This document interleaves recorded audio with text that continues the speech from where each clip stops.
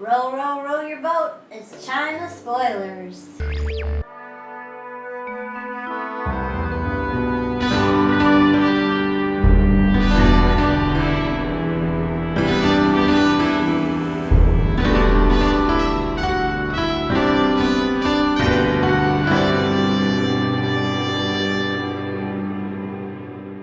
Hello and welcome to another week of China Spoilers, a podcast discussion of living in China while making short videos for YouTube.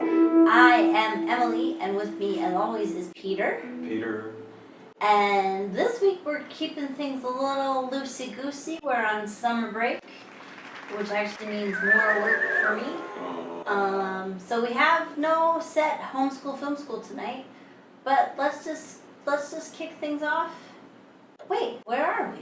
What are we doing? We're coming to you live. We're coming to you live from lovely whoopwu studios in Luzhou, Sichuan, China. There is no homeschool film school tonight. Oh my god. So we're gonna kick things off with How's Your Uncle and see how it goes.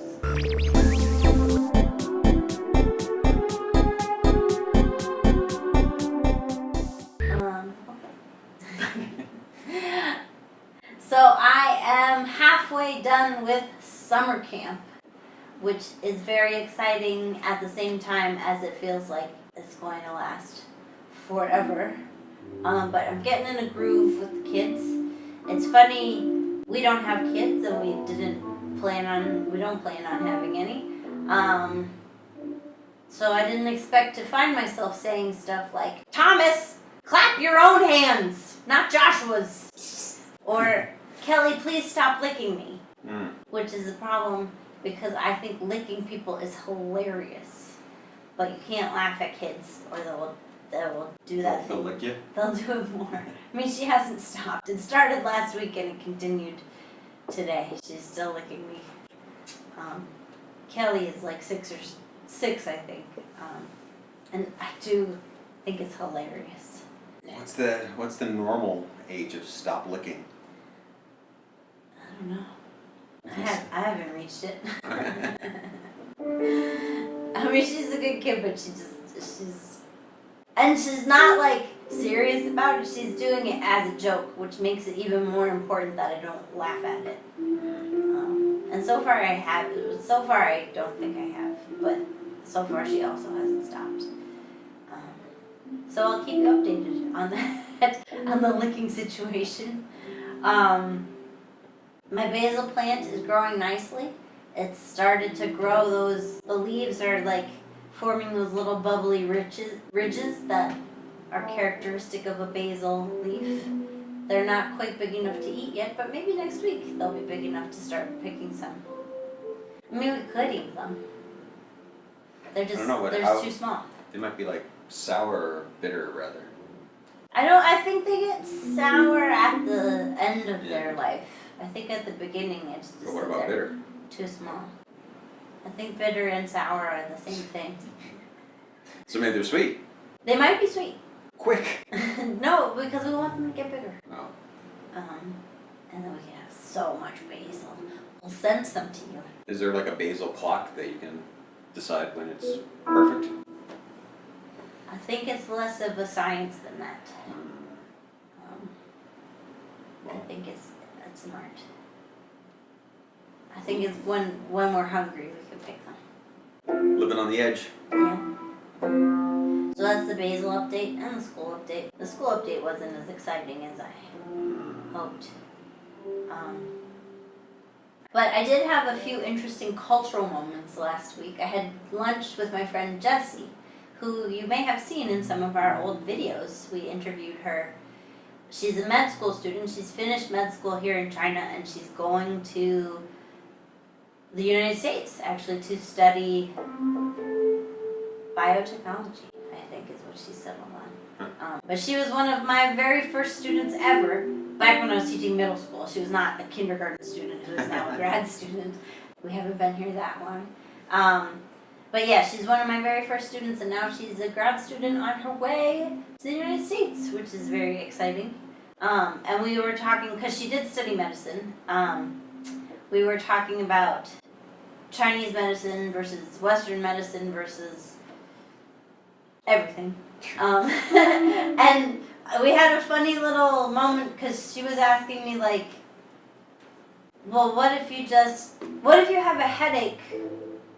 Do you just get the medicine yourself? And to me, that question meant like, if it's a small illness, can you just take care of it yourself? And so I was like, oh yeah, if you have a headache or a stomach ache or a sore throat, you can just go to the pharmacy yourself. And then she was like, no, because headaches are very serious and they have many different causes. You can't just pick out your own medicine. You have to talk to the doctor, which I thought was really interesting. And I mean, yeah, a headache does have a lot of different causes, and so traditional Chinese medicine treats the root. Which That's like from the core? Yeah. From your stomach? Yeah. Well, I mean, it might be from your stomach, it might be from your ear.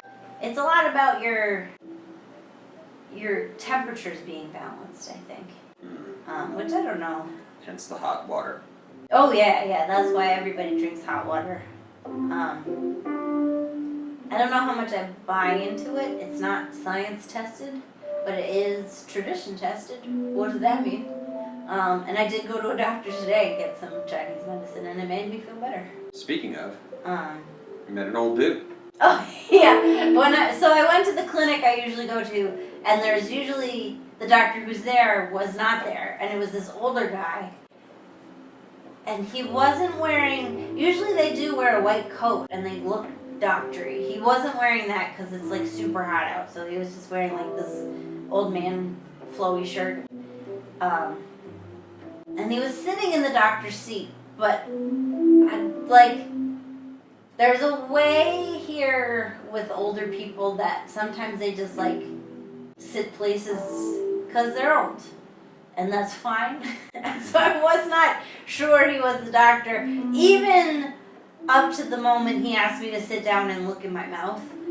And then I was like, oh, he has a little badge with like official looking stuff on it. He is the doctor. Which I realize is, I have no excuse, it's just totally ageist of me, is that like this old dude is the doctor.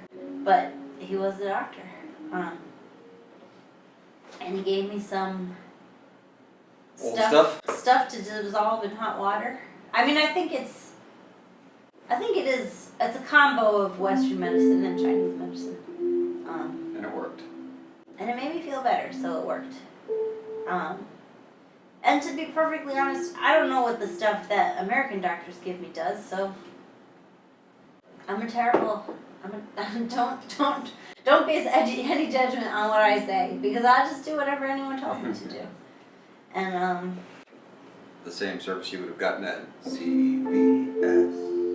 Yeah, more service than that, because no one tells you anything at CVS. They don't have an old man at CVS.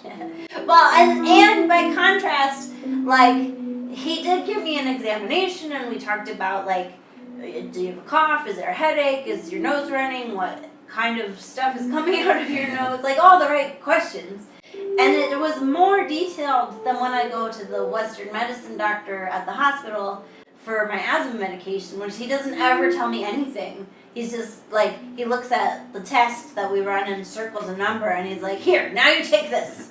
And like, I feel a little more informed by the clinic doctor, to be perfectly honest. Well, my doctor, like, it's never anything other than like, stand up, turn around. Yeah, sit back down, and here's a bunch of medicine. Yeah. And I can't tell if your doctor is asking for us, waiting for us to ask more questions, or is just like, do what you're told and get out of here. Well, he's always got a big line. He does. I mean, that's the thing with going to the hospital is they schedule like 20 patients an hour, and it is a lineup, and some departments do enforce the lineup. But some departments don't, and it's just like a scrum around the doctor's desk. It sounds like being a doctor in China sounds miserable. It sounds like people are yelling at you all day, being sick. Yeah. And not waiting their turn. I don't know how he gets like that. I can't stand it in kindergarten, and they are mostly not sick. He's got like steely eye, like, to his paper and to his console of just that. Oh, yeah, There's nothing.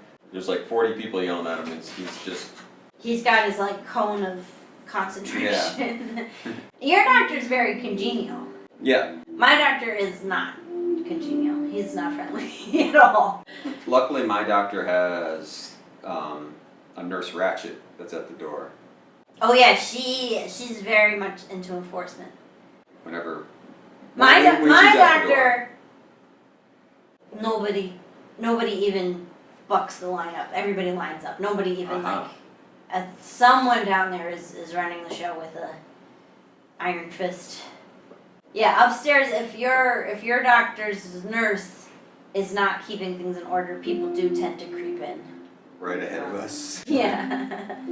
Although people look out for us at the hospital. Yeah, I mean, white privilege. Yeah. Well, it is at the hospital, especially when you were very sick. I was just like, I know that we're getting better treatment, but I'm gonna take it. Yeah.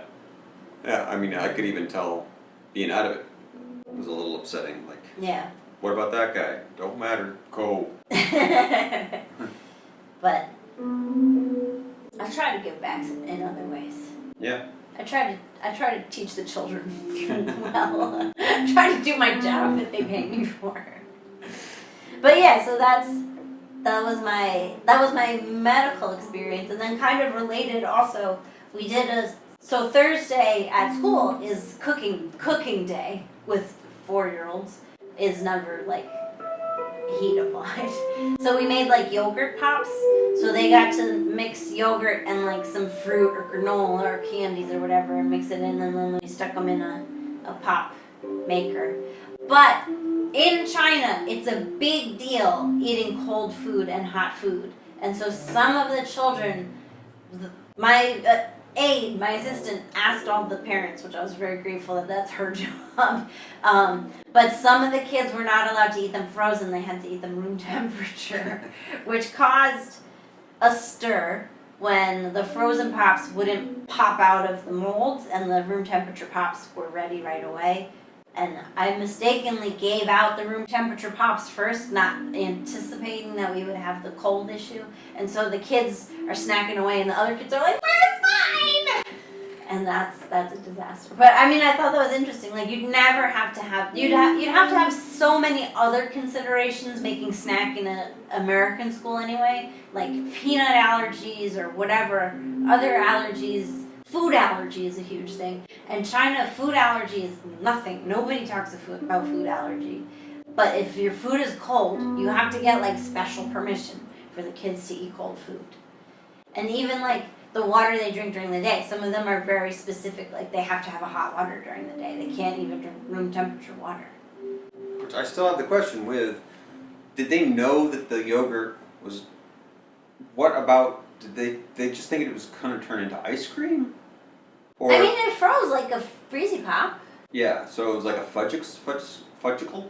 Yeah, it was like that. And what did those kids, did they enjoy that? The ones that ate the... Oh, they loved it. I mean, everybody loved it because it's yogurt with stuff in. And were the kids that didn't get the frozen version upset? No one seemed particularly upset. I mean, even that young, they have already internalized that like cold is bad, and some of them I think find it unpleasant. Even in a tasty treat. Even in a tasty treat. On a hot day. Yeah. What happened? There's a huge. Wow, that's big. Oh my goodness. Oh, those must be cicadas. We got a cicada. I don't know if you can see it on the camera. No, can't really. Well, wow, is it? Yeah, it's Okay. it's very big. Can you see? Can you No, can you bring it close? I can cut it out if we... Okay. Cicada cam.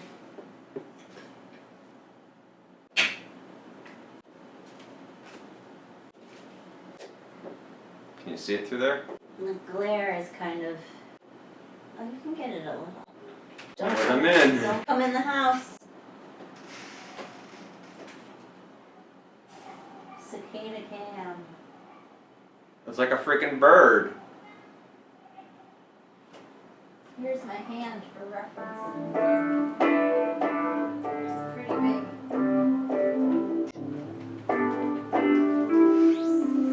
Cicada cam.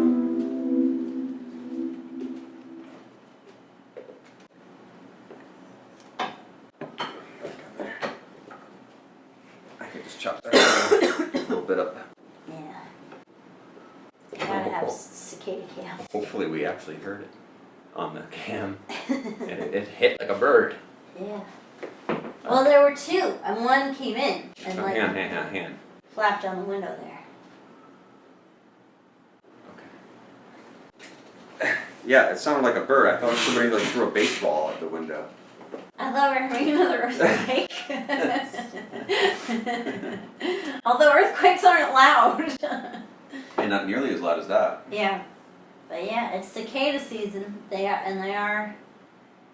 make loud noises with their wings, legs. Well, that one hit with its body. But that one actually That was like landing noise. Yeah, what is it that makes the noise? That is that their wings? Maybe. I don't know. Kind of like a grasshopper. Well, grasshopper, that's their legs, isn't it? It's their legs, which are Or that's crickets are like shoo, shoo, shoo, with their legs. I don't know what it is on a cicada, but Is there that whatever their that big honker? whatever that was, it flew into the window like a bird, like. Yeah. Yeah, like for a second, we live on the 20th floor, but for a second I was like, is someone here? It's like does a kid have an arm to throw up 28 floors from the pool? Yeah. Excitement. Love those cicadas.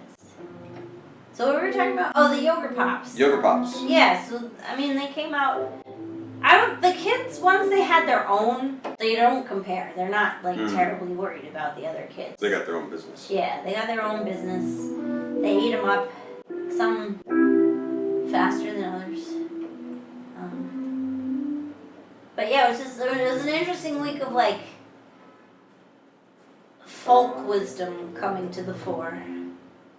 I mean, because America has a ton of folk wisdom about health too. You just don't notice it because it's around you all the time. You mean like, don't wear your socks to bed, or? Is that something? Yeah, I think your feet fall off or something. Oh. I don't wear my socks to bed because I don't like things on my feet. Or your feet to fall off. I also like my feet attached. Yeah, like that kind of stuff. Although I never heard of that, but yeah. Right. Exactly. Whatever those wives' tale kind of. Yeah. China's just working from a different set. So yeah, that was a cultural thing that happened to me. Two cultural things that happened to me. What else? What else happened? We didn't really do anything this week.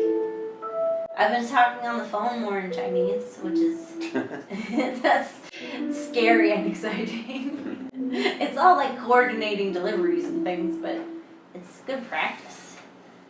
I mean, I don't like talking on the phone in general. And doing it in Chinese is really hard. And doing it in Chinese to be like, "Where's my ice cream? You forgot it!" is It did trigger ice cream. Yeah. We had a visit from the police. That's true. They called ahead this time because they have been missing me Yeah. the past couple times. So they had to call and schedule an appointment.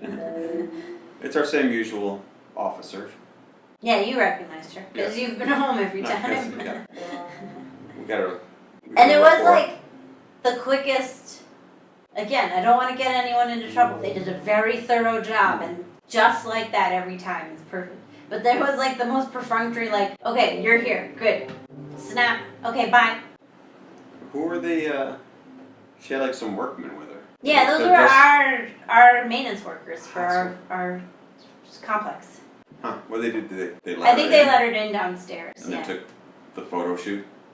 Yeah, that is, if I may speak broadly, another interesting, funny thing about Chinese culture is that I don't know if it's just service workers or like everybody has this in them of like the maintenance workers of our apartment complex the policewoman gave them the phone and had them take the picture like they're helping out. But I've seen that like with not just police of like everyone is expected to do every job. Yeah, that sounds very Chinese. But like where they're, I mean, they seem to be having a good time. It was kind of like maybe a break of like, oh yeah, we'll get to go upstairs, we'll hang out in the air conditioning, take a couple of pictures. right, hang out with the foreigners. Yeah, why not? Not plunging any toilets. Yeah, it couldn't. I don't know if that's what. I don't think they do that kind of maintenance. Right, but they whatever do. it is, they were happy, pleased to help. Yeah, yeah. But that's the thing is like I've been in a lot of situations where it's just like, hey you, carry these 70 boxes upstairs, and like okay, that's not his job though. I mean it's not. I don't know how to explain it.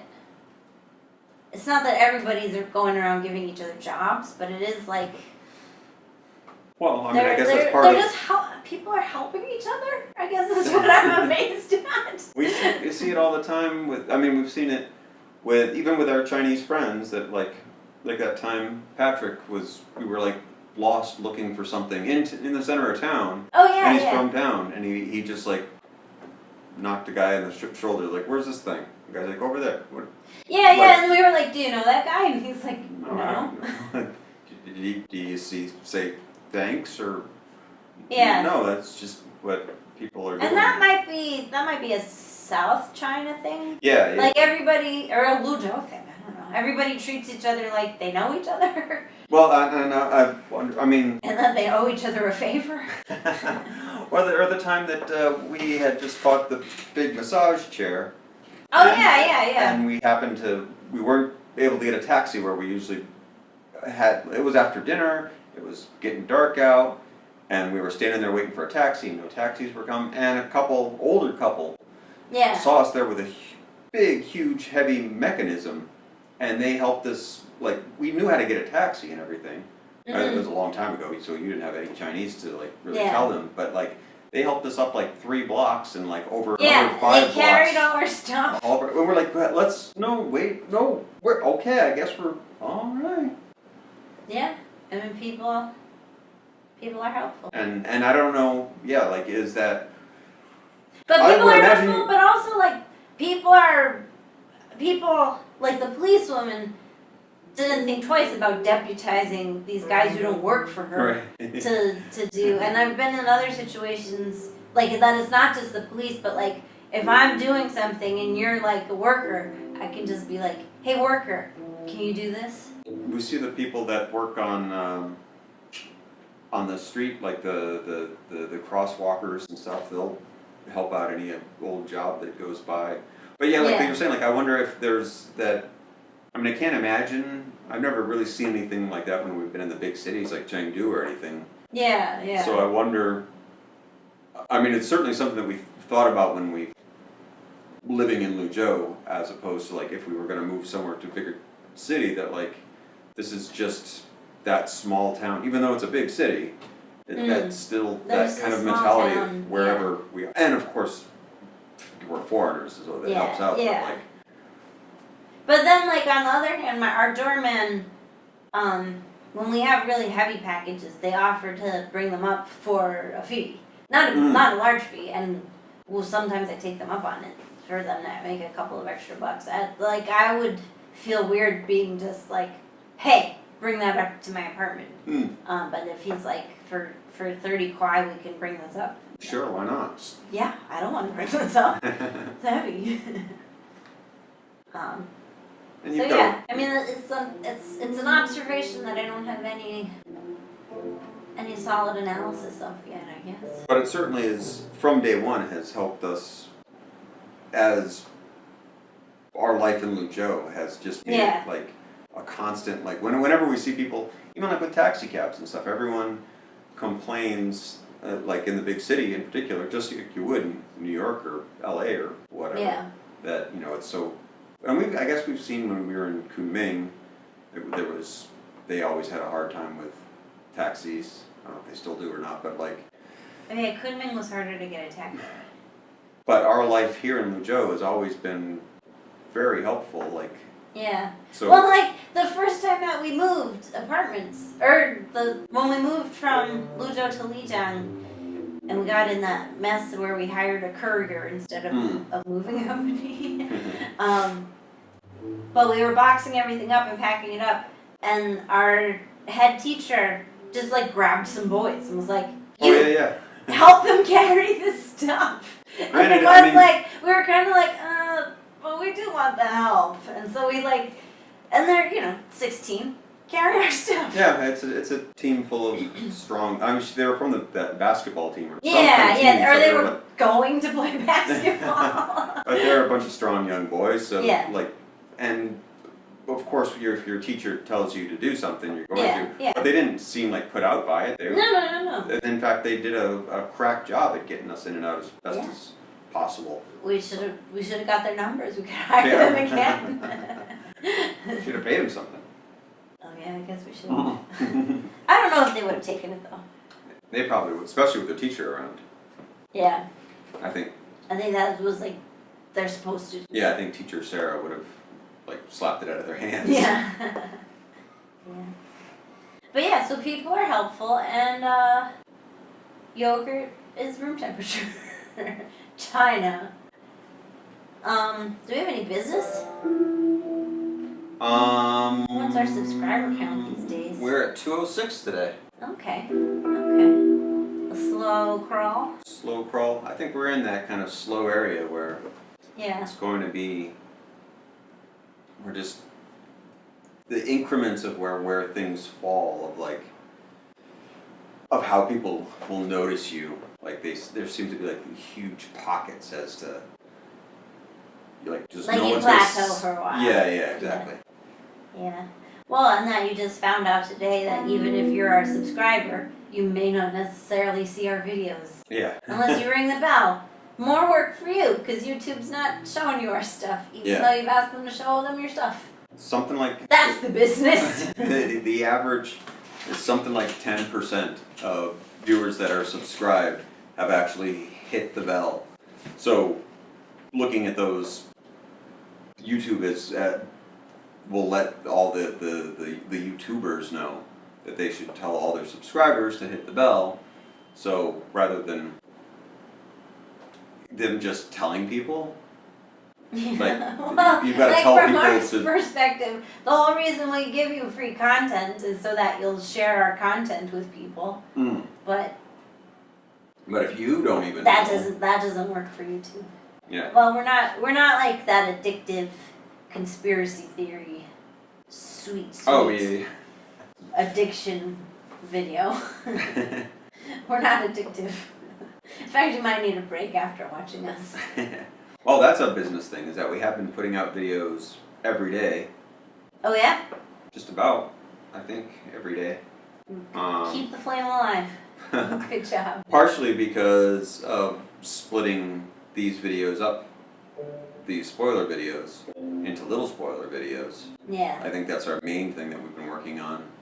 Well, and would you say you think more people watch the shortened videos than the full? I think, looking at the numbers from last week, if we get a usual around 20 viewers of a full hour and a half long, if I split those down into 4 different separate pieces, each of those got about 20 some odd views. Okay. So. Interesting.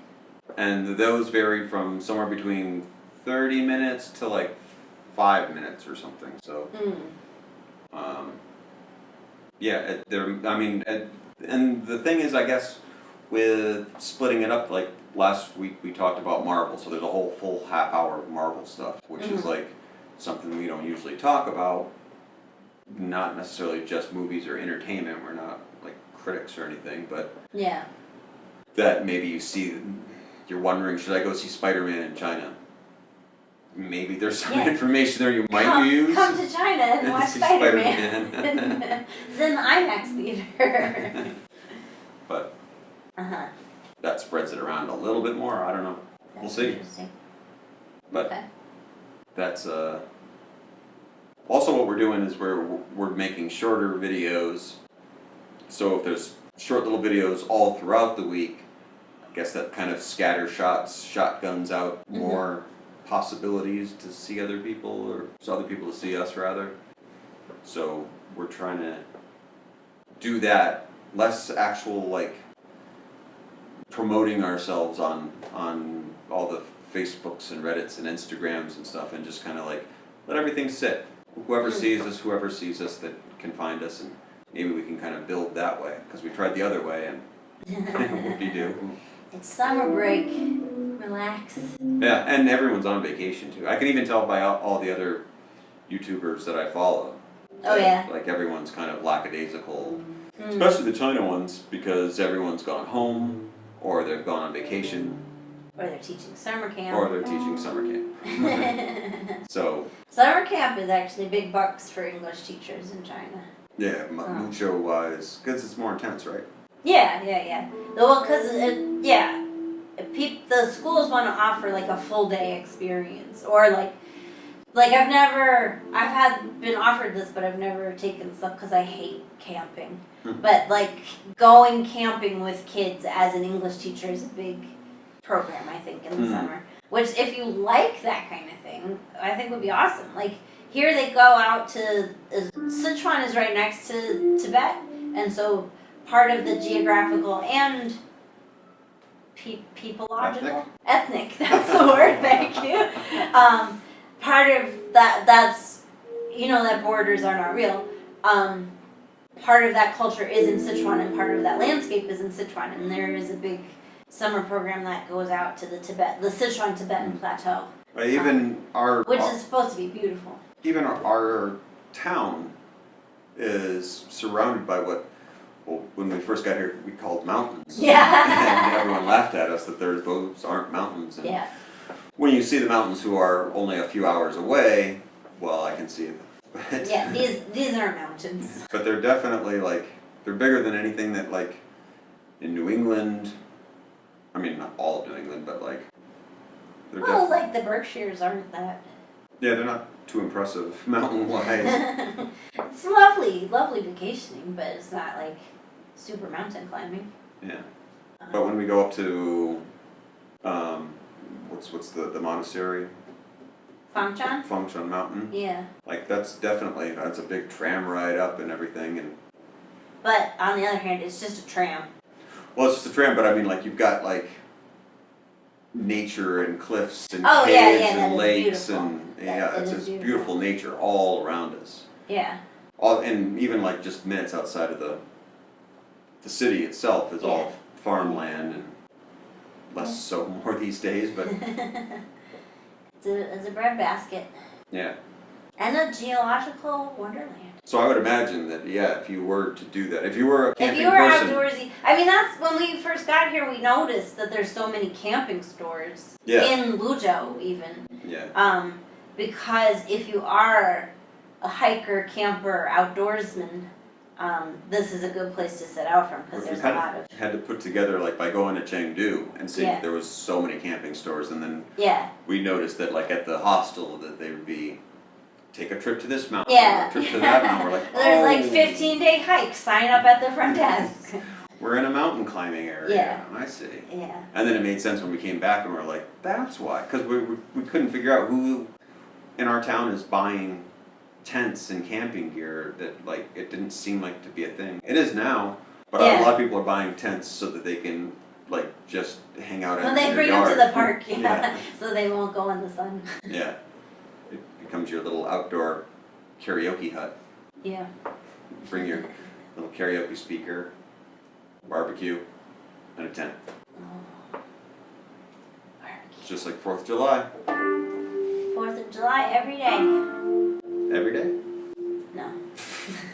No, it's too hot. It's too hot for that. Yeah. 4th of July in May, and then stay inside because it's too hot. Well, it's one of those first years when we were on the school that we had a hibachi out on our back porch, and we had the girls over to make pizza. Oh yeah. And they're like, "Why would you have? It's almost summer. Yeah. Why do you have this?" They were like, "You should cook this in the wintertime. It's summer. It's already hot." Ooh, 4th of July. What a stupid idea. Make a fire in the summer. Yeah. It was good pizza though. Wow. They liked it. At the time, it was the best pizza that we could get. Yeah. With that little baby bell cheese.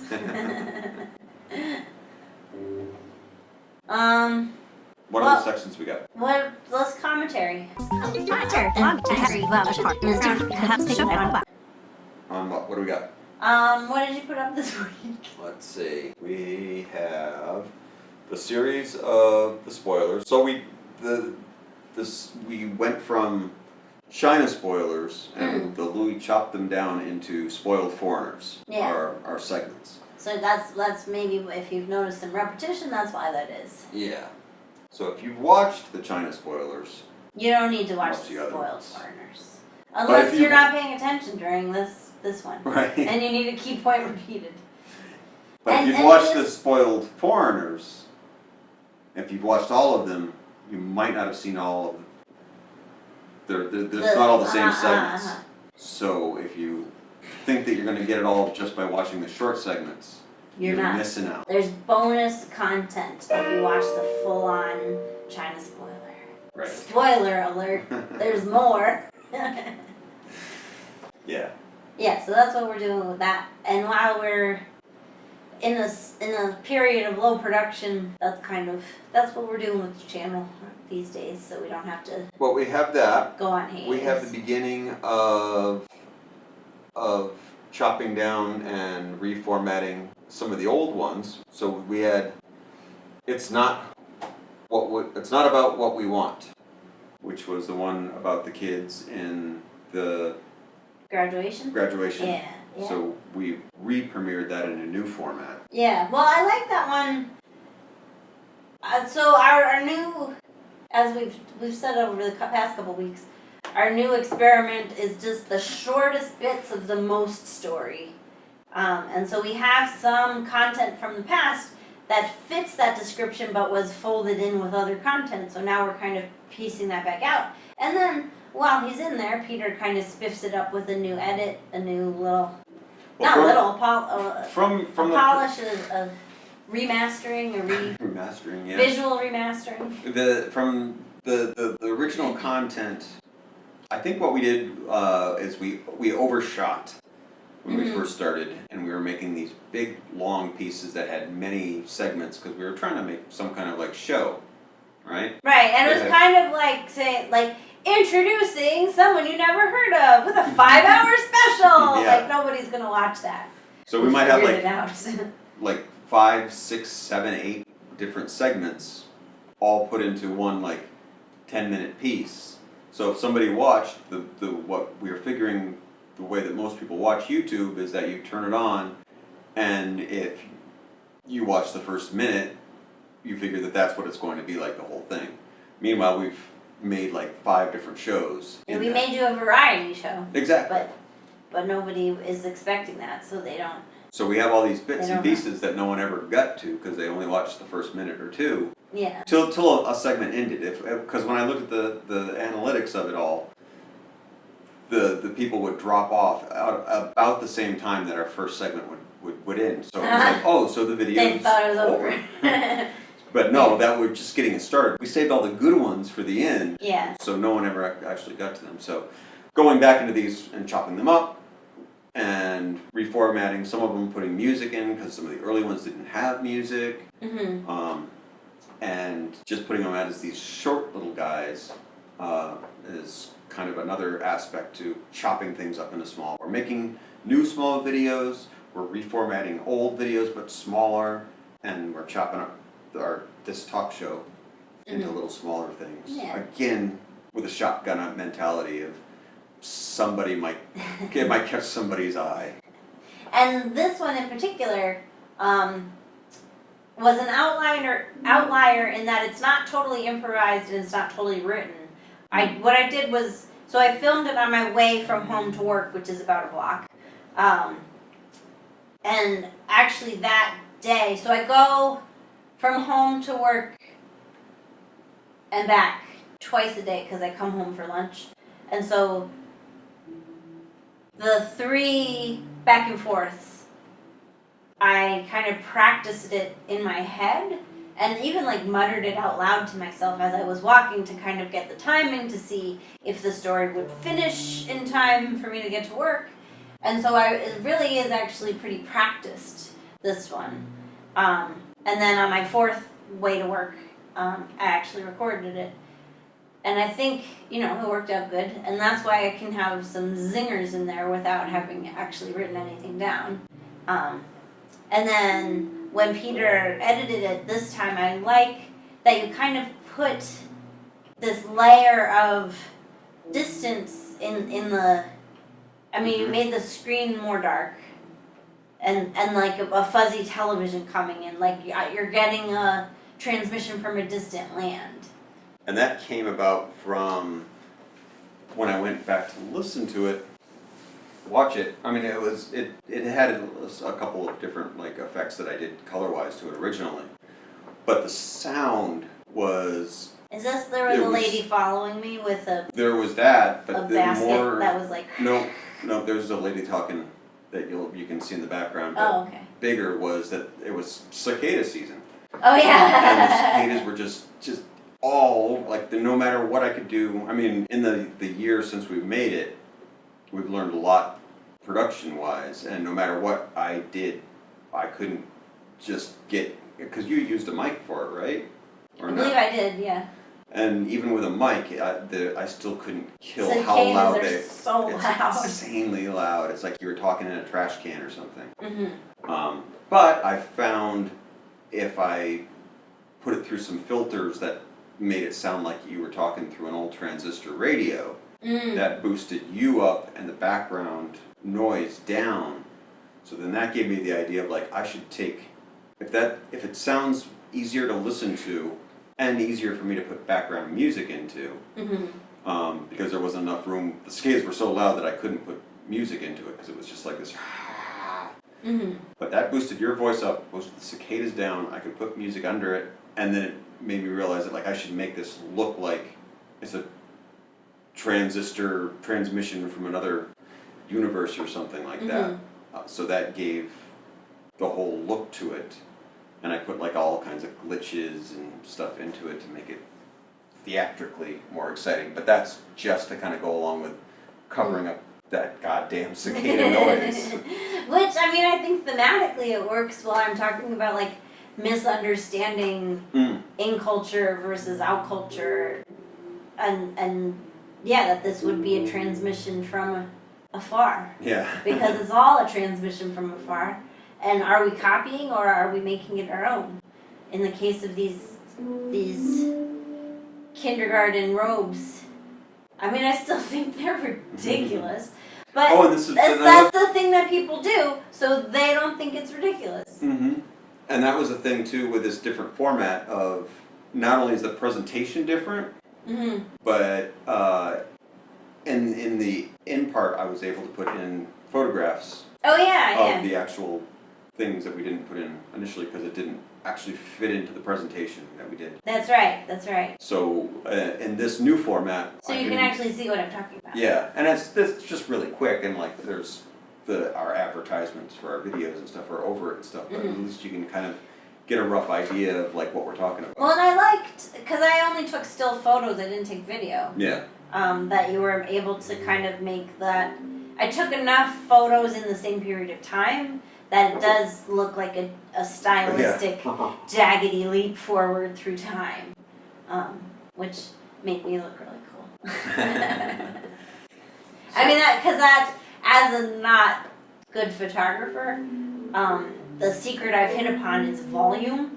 Just take a ton of photos, and then you can find the best one will be better than if you just took 2 photos and then you only have 2 to choose from. Yeah, which is that's. What I think even professional photographers rely on that as well. When you look at the thumbnails that a photographer comes back with from a shoot, it's a stack, and when they put it all across the light table. Yeah. In the old days, now you just flip through on the screen, but in the old days they flop it all on a light table with just like thousands of shots, and you go through and figure out the ones that look best for your client, and then you take that to the artist or whoever it is, Yeah. and you all sit down with it. Now you've got a couple hundred of them to look through. Eventually, you get down to that one shot, which is, I think. But yeah, no one is just taking one shot. Yeah, you. Non-professionals aren't just taking one shot. Even if you're like setting stuff up in a studio with the perfect lighting and everything like that, you're still taking hundreds and hundreds of shots, and I think that's something that like I noticed from like making thumbnails for our videos. Mm-hmm. For on YouTube, the thumbnails that you see. Mm-hmm. I don't really bother ever doing too many shooting things because I'll just take it right from the video because I have an actual. Mm-hmm. I mean, if it's digital, I've got a pretty good quality shot of like what 24 frames per second times however long. Yeah, and the thumbnail itself is tiny anyway, so it doesn't have to be like it's not going to be a poster on the wall or something like that. So by the time it's all shrunk down, you've got about as high as quality as you want. But I've got all those shots that I can choose from. They're like that one's a little blurry. She's squinting in this one. There's a cicada in that one. So I can pick and choose from that. Yeah. But that makes you a professional. So pay me. I'll send you my invoice in the morning. Yeah, so that was that video. The other thing that we have. Yes, tell me. Is the Chinese park dance that we just put out last night.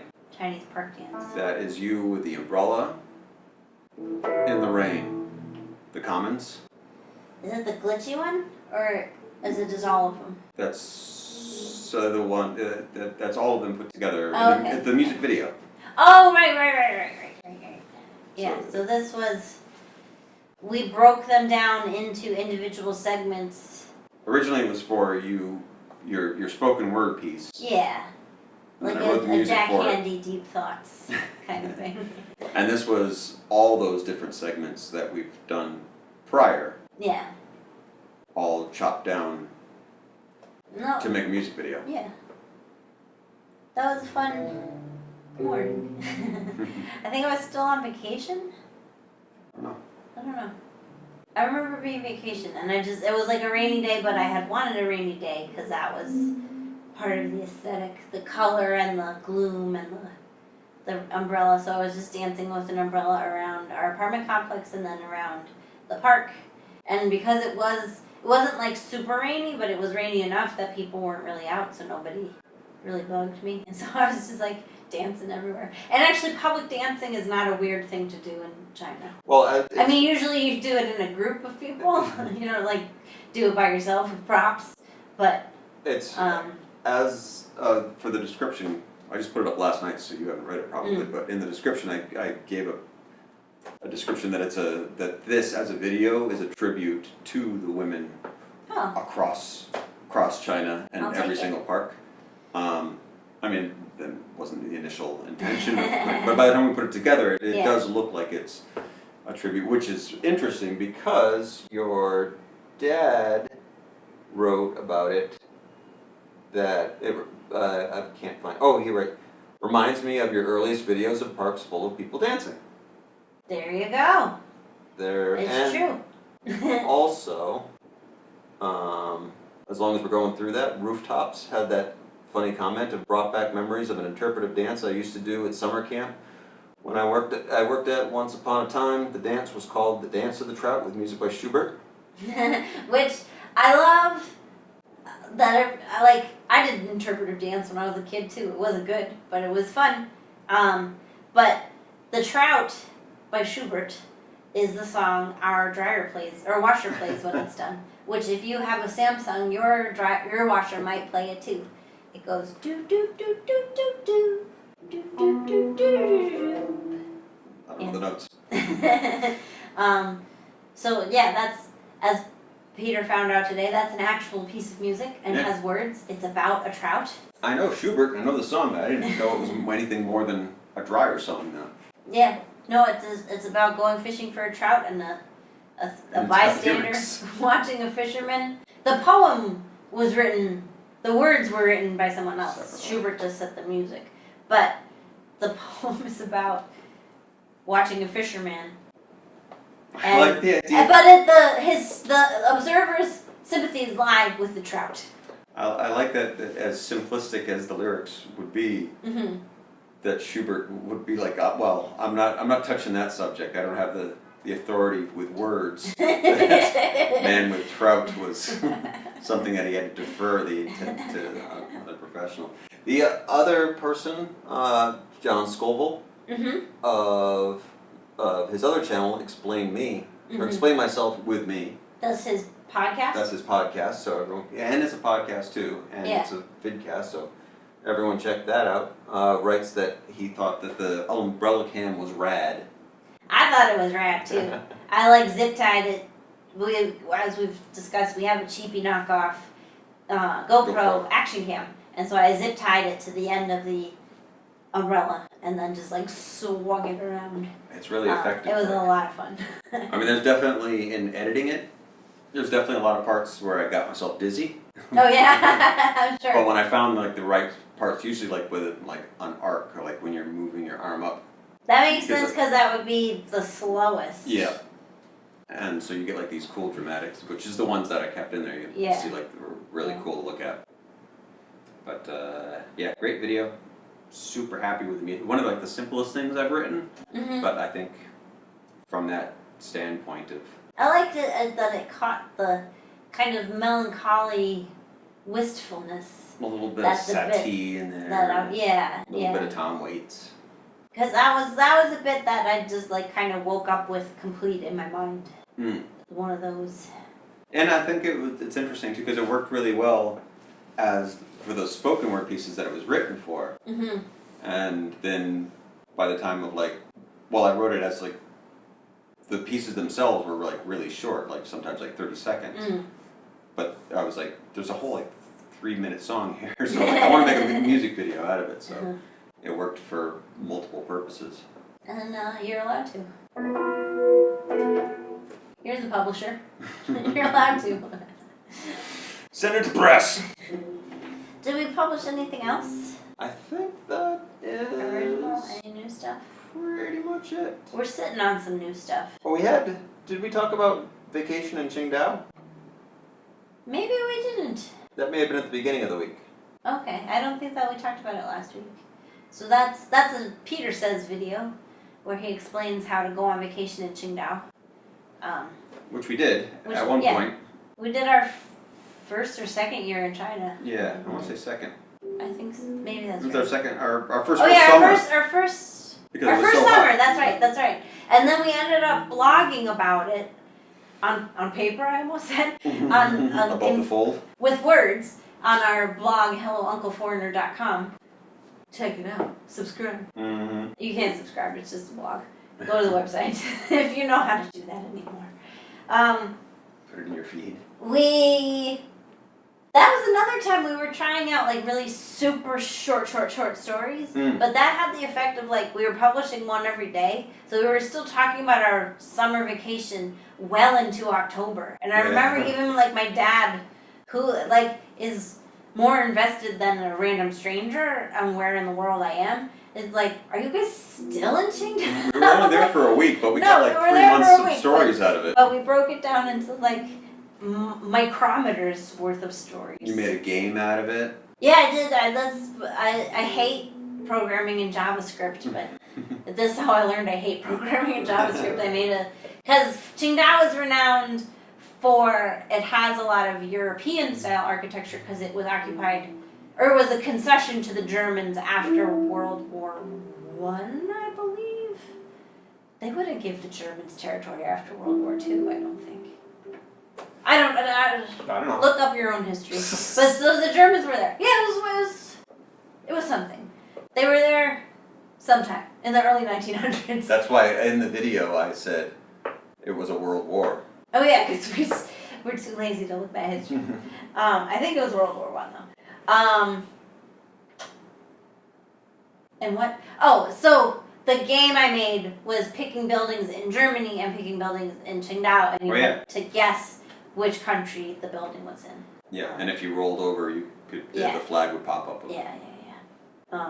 Which was super ambitious. That it took you like weeks to put together. Yeah. I'm not a strong JavaScripter, and at the time, I didn't know. Well, we were still on Tumblr, so I'd like cut and paste all the script into a Tumblr entry, which is not best practice. And now I would know how to do it differently, but at the time, that's what I knew how to do, and so I did it. Yeah. And now my stance is that JavaScript is terrible for security, but it's really that I hate JavaScript. So that's why our website does not really have beyond that game in Java. I'm talking a lot about programming. I love programming. But you hate it. I do. But yeah, there's a lot of that. I don't know how many posts that was. I want to say like 10 or 15 or something ridiculous. 30 or Really? something. It was a lot. Because it was like, we would break down, we went on a food and drink crawl. And I think like, we went to like 10 places in a day. And then for that day, we wrote about each place as a separate entry. So we would like, one day of vacation was 10 blog entries. It just got bloated. But that's part of what we were trying at that time to do the same thing that we were doing now. Of like, let's really wring out the story and tell everything that we possibly can. And also, we were going through a service journalism phase of the blog, too, because I think it started out as just a personal thing for us to have our memories and for our friends and families to keep up with us. And then we kind of stepped up our game a little bit, and then we were like, well, what if we were China bloggers? And that was kind of at the time that was... It was definitely, I mean, China blogging was... failing or over. Blogging itself, because I think we've talked about it before, that when we were leaving, like in 2010, 2011, we were looking for any kind of information of it, because we knew there were people here. It wasn't like this was a walled off, never so we were like, in, and I couldn't even like blogs. That was the end of everyone's blog. Everyone had just finished. They're like, well, we've been here for 10 years. We're I done. either got my book deal, my television deal, or nothing, so it's over. So there was But we did go through a period of like, are we bloggers or travel bloggers, and let's go to restaurants and let's go to places, and we'll have so much information and people will come to us as a resource. What the hell, why not? And then we forgot that we didn't like doing that, so we did the same thing when we started YouTube. I mean, it's an easy place to start because it is like, you look at the things around you and you give information about the things around you. And it's also like well-known interests of other people to come to you for food and travel. I mean there's no one is actually looking for, and what we're doing now. No one's looking for like esoteric musings on mortality while living in China. Right. Everyone's looking for, I'm coming to China, where do I stay and what do I eat? And But that's also a super crowded market, even if we were like super in love with doing that. And it's also super limited too. At some point you have covered, I mean, China's a giant country, but like at some point, like you've been to the major places that people want to go, and then what else do you do? Like after... And you just have to keep it updated because everything's opening and closing. Like we brought a hard copy Lonely Planet with us because from way back I'm a Lonely Planeter. Again, at the tail end of gag books when we were coming to China. But so like there was, especially by our second and third year here, the places in the physical book were just, they didn't exist anymore. We kept going to places that were like, what are you talking about? This place has this ever existed here? So that I mean, point, that's there's plenty of places that we've talked about in blogs or vlogs that we like, don't even bother going there. There's nothing there anymore. Well, that's the thing, like when we got to a certain point, as after that had happened to us enough, like, I don't want to maintain our blog. I want to maintain our blog in terms of like writing about what we're doing now. I don't want to go back and fact check, is blah blah blah still open? Is this still across the street from this? Because especially in China, more so I'd say than other places I've been, businesses are opening and closing all the time. And it's or changing management, or even moving. Not even just like small businesses, like things like malls. Like we had the person that was just asking about Computerland the other day, last Oh, week. right. That I started to answer it and I was like, I don't actually. I didn't even know the answer of online because my second thought was Taobao. First thought was Computerland. I'm like, no, is that even there still? I guess to some extent. It's still there. Computer world is still there. And then it was like Taobao, like, well, but we wouldn't really buy. Oh, but we bought some of our stuff at a Mac store, but it's not a real Mac store. Well, we went to Chengdu for that. You know what? I can't. This is your job. Yeah. Computer world is there. If you want something real good and real specific, go to Chengdu or order it on JD.com. JD.com is way more reliable than Taobao and has built its name on being authentic, but more expensive because it's authentic. And that's the info. But if your printer breaks, haul it on down to Computer World and they'll fix it. They fixed ours. There you go. That's up to date as of right now, but don't follow that tomorrow because that might be completely different. Well, don't get me started on printers. They're a lost leader and they're terrible. What you print out are scripts on it. Other than that, yeah. Printed out a picture of a hamburger the other day. But no printers are good. No printers are good because those companies just want to sell you ink. And what good is printing for anyways? Mad Magazine just closed. That's Mad true. Magazine is over. But I just got my hole punch. My 4-hole punch. Oh. Which can adapt into a 3-hole punch, I think. That's just for in-house use now. That's okay. I'm making books. I'm making books just for me. There's no more books out there. Yeah. I don't know. I mean, I don't know how people work without printing stuff out. Especially doing visual Everything's stuff. on tablet though, I would imagine, in the office. I mean, we've left before, we all went with our tablets and our hand-written pads to our meetings at work. I mean, maybe this is so old-fashioned of me, but even our website specs, like our wireframe I draw out on a piece of paper before I start to design it. Well, yeah, but you're in-house though. Like, if you were still at the paper, do you think anyone is coming in there with a pad of paper other than like maybe one or two other people? Well, but here's the thing. The old It's meetings because days? we still printed out the pages that we were working on because But we worked at a newspaper. That's but almost that's closed what now. but that's what I'm saying. I guess all the industries That was almost 10 all years the ago. industries that you need to look at are closing. Because I mean, like that's maybe a perfect example is when we proofread on the screen, so many more mistakes got through. There's just something, and maybe everyone was my age or older, so maybe there was paper bias. Maybe kids can Maybe they proofread just on couldn't the see screen. as well. Everyone needed No, but glasses. there's something about like a physical piece of paper that you can write on and circle the But mistakes. Also, you have, if you publish something, it doesn't have to go to the press anymore. You just press the button, and then you could go back and retract that at any point in time. There's still a stage where you need to look at a physical piece of paper. Is there? For proofreading. Is there though anymore? I don't know. Are you saying people don't proofread? I mean, that's possible. Maybe they proofread on their tablets or on their screen. But that's not as effective. You're not as good at that. Right, but if there is more mistakes, I mean, I see mistakes all the time online on full publications. I mean, And that's maybe the sad thing is the budget cuts are like, well, we don't need proofreaders anymore. Well, we saw how we treated proofreaders in the office. Not well, but the proofreaders who worked for AM New York were some of the most professional people that worked in that office, I feel like. Right. When we They were part-time, but they took their job very seriously. All of them, I felt like. Well, yeah, and some of Good them, job. they've either gone beyond it or run it now.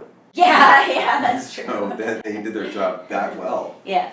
But I mean, that's the thing. Like, when I'm revising writing, I print it out. I don't read it off my tablet. Right. But what I'm saying is that I reading... see people at professional publications that things are, if as long as it's not like the content, like I got something wrong that like I quoted somebody, Well, fact checkers are endangered too. Right, but you can fix that like right away if someone's like, you misspelled well, I can go back and fix that, like, from the toilet.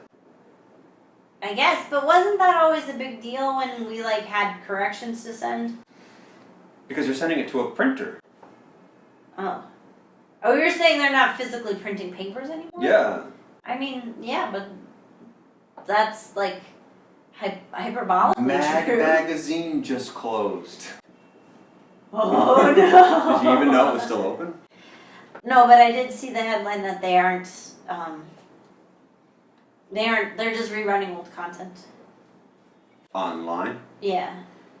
Yeah, well, and they can still print thick books that you can go to a bookstore, as we used to call them, and buy the reprints. I don't know, I think that more paper is being printed than in your millennial future world. Millennials kill paper? But it's got to be far less than it ever has been. It is probably less than it is before. But, like, my parents still get a paper. And we still get papers around here. Yeah, I've been considering signing up for Lujo Daily so I can practice my. But when I was a kid, there's a whole stack. Everybody gets the paper. Everyone used to get the paper. I remember as a kid, like, there would always be stacks of paper everywhere. In your classroom, in the office, in the house, in your friend's house, in the garage. When the EMP pulse gets us all, then you'll see. We'll all be back to paper. No, I don't know why I've adopted the crotchety old doomsayer position on this. I'm with you that we we love books. I love books. I love reading books as a pastime. The only reason I cottoned to my e-reader is that we moved to China and it's easier to move a Kindle than it would have been to move like 120 That was our hardest part of moving, was selling our entire library. And then, like, the first thing we did when we got here was started buying more paper books. But I mean, that, like, looking at stuff on a screen, well, it's not as fun. It's harder for me to work with. I as a comic book reader, like, I don't buy comic books anymore, but the only way I can figure out what's going on in the world is of comic books, or the world in general, apparently, is by reading comic books online. So, though that's not fun at all to look at. Oh yeah, I tried it once and no. Yeah. Call me when Lujo gets a comic book store with English language comics. Yeah, no, I think that people are picking up printed material less, but I think there's still whole jobs that you need to do by looking at it on paper. Our brains don't handle digital renderings as well as they do analog. So we can't get rid of printers, but we're getting rid of printing presses. I guess. Yeah. Sure. We're not getting rid of our printer. When it broke, I got it fixed. Yeah. If it breaks again, I'll get it fixed again. So there.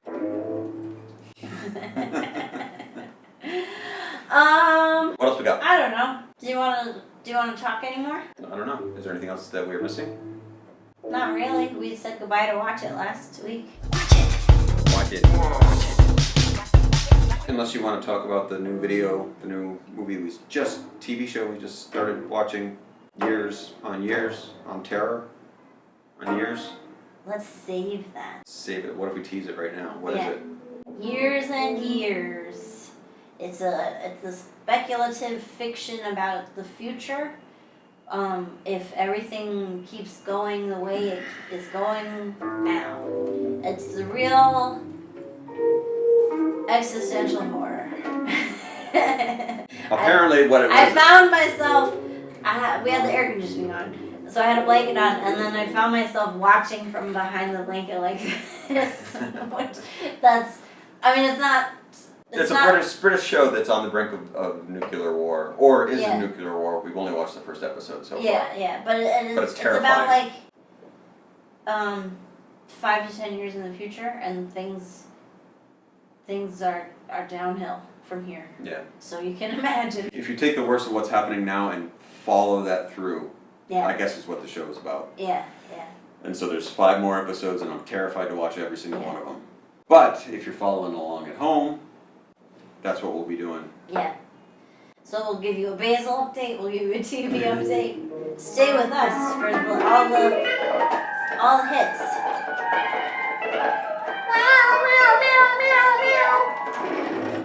Noodles to you.